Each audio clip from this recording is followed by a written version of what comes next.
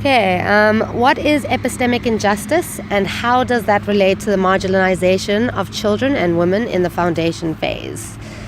I think when I hear this question, the first thing I think about is just how women and children, as they are in their being, are sort of judged and undervalued based on what society perceives them as lacking.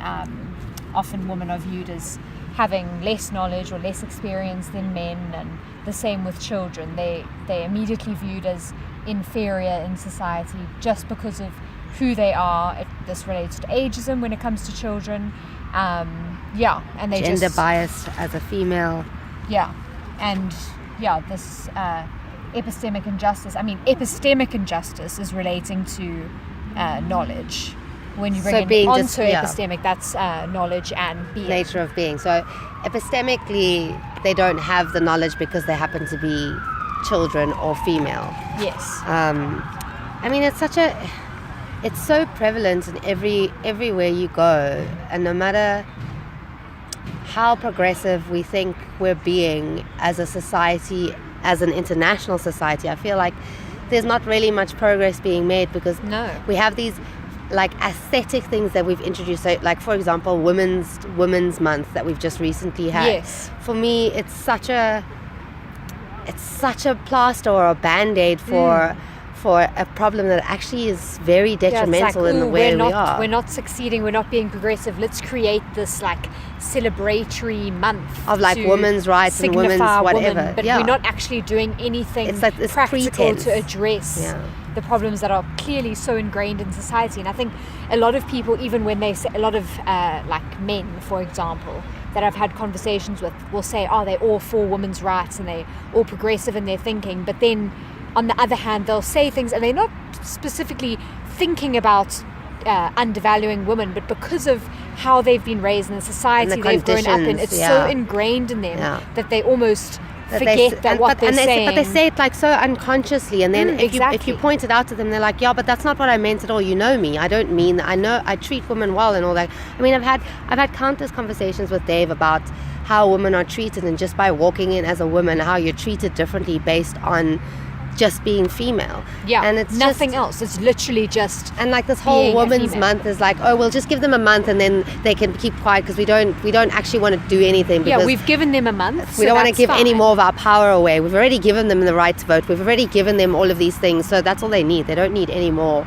And now they can have this month. So that's enough. We've done our part. There's no more to it.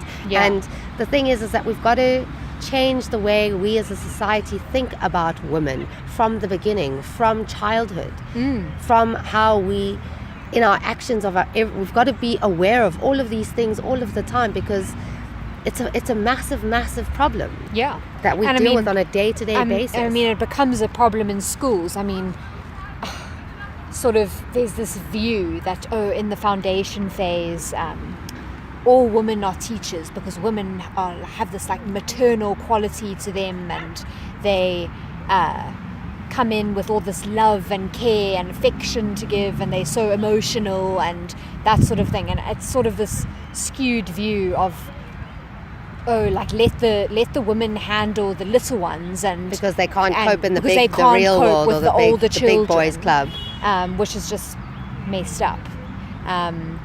But do you think that as a woman you faced any sort of injustice going into either of your teaching practice based on who you were as a woman?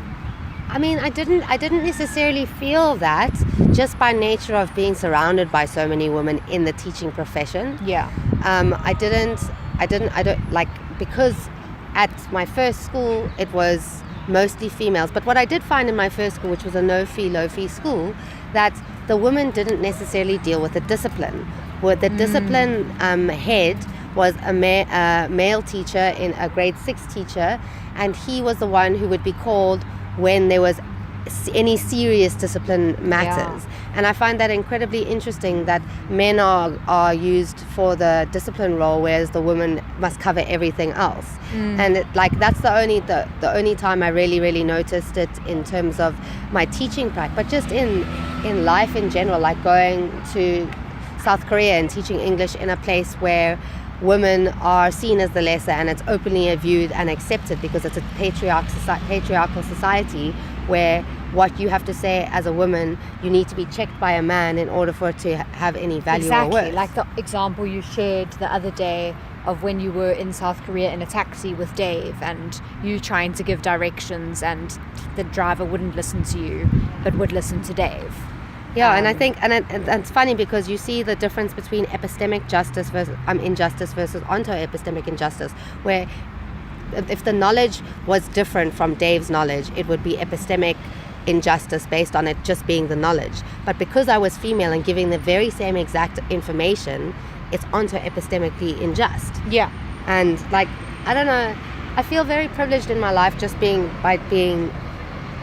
a white female, I guess, but it's the gender bias and the gender discrimination that happens all over the world, all of the time, is something that's so prevalent and so still widely accepted. And I have to check myself. Whenever I hear a story of something that's happened like that, I have to check. I'm like, it's 2017. Should we not be more further along? Like the other day I was reading an article where this woman was in a workplace environment and she got her period, and she didn't have any painkillers on her, but she was in incredible amounts of pain, and it was the end of spring, beginning of summer, and she had a hot water bottle in her desk. And so she was like, okay, well, this is going to make me feel better. So she decided to get a water bottle and put it on her stomach area. And one of her male colleagues walked by and was like, you can't possibly be cold, it's hot outside, it's like 28 degrees or whatever it is. And she was like, well, it's not really for the heat, it's because I'm in pain. And he took a moment to process, and then when he realized what she was talking about, he was absolutely disgusted and walked away with this disgusted look on his face. And 10 minutes later, she received an email from the HR department saying that if she's sick, she needs to go home, and she shouldn't tell her problems, her illness problems, to male co-workers because it makes them uncomfortable. That's ridiculous. I mean, to exist in a world where that is still happening and still happening all of the time is so disheartening, and it lends itself to inform us how important it is to teach justice or social justice or gender justice or whatever it is called, onto-epistemic justice in a classroom environment, and to encourage learners, irrespective of whether they're male, female, whatever creed they come from, which is how to treat a human being irrespective of what they are too. Yeah. And I think like this is a good segue to talk about epistemic injustice in terms of child. I mean, I think the thing that like I've been made most aware of in talking about this and going into this course is all the little sayings that we have as adults or as anyone in general, where like say you're having a bad day or you're throwing a temper or you're like having a bad day and you're very frustrated and someone goes, don't throw a temper tantrum, you're not 5 years old. Yeah, like don't be a baby. All these derogatory like sayings that we have in terms of making the child out to be this fragile monster, evil thing that exists and that full of you haven't been and lack of knowledge. Yeah. It's all about the child having a deficit, right? Yeah. It's like, oh, this child actually doesn't have anything good going for it. It's all the deficit. And as you get older and you form into an adult, you suddenly gain all these things. Yeah. Like all your evilness, whatever, changes as you grow up. And it's just, yeah, it's crazy how. And I think I've always sort of had the view that we need to view children as equal to us and that sort of thing. But definitely going into this course, it's been made even more important. It's been so, and it's been articulated so well in terms of like, because I grew up in a different kind of environment in terms of child. Going to the Waldorf school as a child, you are treated that way. You're not treated as a deficit. You're treated as you have value. And then with a stark contrast in heading to Weinberg Girls, where you're treated like you know nothing and you're there to just receive rote information and you just need to memorize it. And if you can't memorize it in a certain way, you're not good enough and you're streamed and you're put in a worse class, and the cycle's just repeated because you can't do any better. Yeah. And then I went to Abbott's College, where again they celebrate the individual and what you bring and how much work you put in to is what you're going to get out of your education. And there I thrived again, because I think from the beginning of my education life, I was treated as an equal, and then going to a situation where I wasn't interested in learning because no one was interested in what I had to say or actually cared about me as an individual or as a child in terms of the UN Convention being under 18. So like, I don't know, for me this course hasn't necessarily been an eye-opener, but it has been able to articulate the way that I have grown up And the way that to understand education. Yes. And the way that you think about child. And the way that I think about child. But I think that in terms of the foundation phase, because it's closer to the beginning of life or when children are born, it's easier to assume for a lot of people who don't believe that child comes and brings value, or who follow the more cognitive theory of child and developmental theory of child, where they are nothing and need to be filled with everything and they learn in developmental stages. I think that it's easier for there to be injustice in the foundation phase because they are closer to birth. It's actually crazy when I think about like my schooling and how schools sort of have this deficit view of child, because obviously, well, actually it's quite crazy, but when I was in school, I thought it was the norm that the school had this view that we needed to be controlled, and we all wore the exact same school uniform and we had to look perfect all the time. And my school actually had like this like I think now, thinking back now, very derogatory, it was an all-girls school, and a derogatory sort of term they would call us. And they would call us like the St. Mary's fairies, which was this view that like as a girls' school we were like fragile and innocent and needed to be controlled, and there were these very, very strict rules of like going into assembly and having to wear a blazer, and if you were seen outside of school not wearing a blazer, it was like you got a detention because you weren't giving the school a good name by not wearing a blazer, which thinking back now is just the most ridiculous thing. Or how many times you were told to sit like a lady because ladies don't sit like the way that you do. Our skirt had to be a particular length, and just thinking back now, I mean, this is relating to injustices of child and woman. And it's actually quite disturbing thinking back on that, and how it definitely played a role in shaping who I became as an adult. And going back to the sort of injustices of women, it's actually quite sad to think that sometimes I get so caught up in society that I sometimes don't even see these injustices happening towards me and other women, because it's become so ingrained in me. And sometimes I actually need to step back and question myself and question how I view myself and how others view me, because I think a lot of the time I just put it at the back of my head as normal instead of challenging what is the norm, because just because it's become the norm doesn't make it what should be the norm. I mean, I think also a big part of the problem is it gets so exhausting constantly fighting these battles, because so much injustice exists in the world, whether it's being child, whether it's being female, whether it's by nature of treating human beings badly, treating animals badly, all of the time. There's so much injustice happening all of the time. I think it gets so exhausting having to challenge everything in your life. But I think that people need to overcome that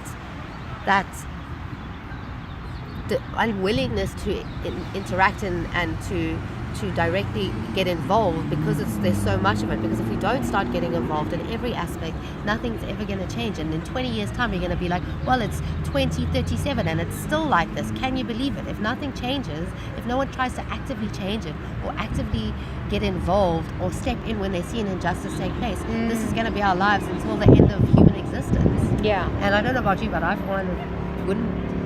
can't survive in an environment like I feel it in my heart and my soul, like living. I mean, that's one of the reasons why I left South Korea, because I didn't see a future for myself in South Korea, because I can't exist in an environment where I am not valued just by nature of something that I couldn't control. I was born as a female. It's not something that I chose to do. And exactly. There's nothing less about me because I'm a human being with my experiences and should be taken as that. And what makes you worth any less than a male? Than Dave, for example, sitting in the taxi going somewhere? What makes your views and your knowledge and your being less important than his?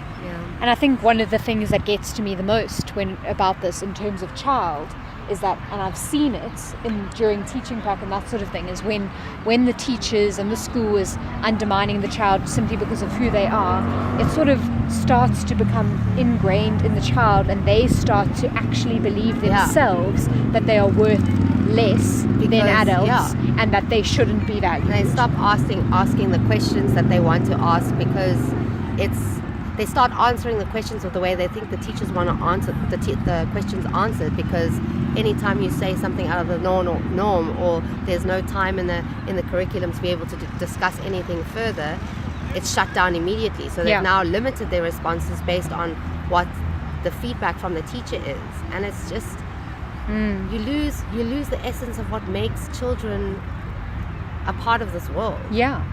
I had an interesting conversation with one of the directing people of Mara House, that new school in Greenpoint, and she was saying that they had this one family that came into the school with their son, and after him being there a few months, they decided they wanted to take him out of the school. And when they asked the parents why, they said, ever since our child has come to Mara House, like, he just wants to have an opinion and he just wants to ask questions. And this director lady was saying, well, isn't that the point? We need to have schools that foster this critical thinking, yes, or and having an opinion. And that this belief in a child that it's okay for me to speak my mind, it's okay for me to ask questions, and it's okay for me to disagree with what I'm being taught or how I'm being taught. Who's being told. Like, you can disagree with a child that's your same age, you can disagree with a child that's younger than you can disagree with an adult, you can disagree with a grandparent. If there's something that you fundamentally as a human being disagree with, whatever age you are able to disagree. Why should a child that feels uncomfortable learning about something particular or learning in a particular way, if they feel uncomfortable, why should they have to just grit their teeth and bear with it and not at least voice how they are feeling? But it also goes to you. I don't know if you like ever experienced this when you were younger, and like you have certain family friends that come around, and like your parents would tell you, oh, give them a hug. Yeah. Like, not taking into account that maybe the child doesn't want to give that random person a hug, or like have this random awkward conversation about anything just because your parents have told you to give this other adult a chance to speak. And come here and be polite and have a conversation with auntie so-and-so when you don't know this person from a bar of soap.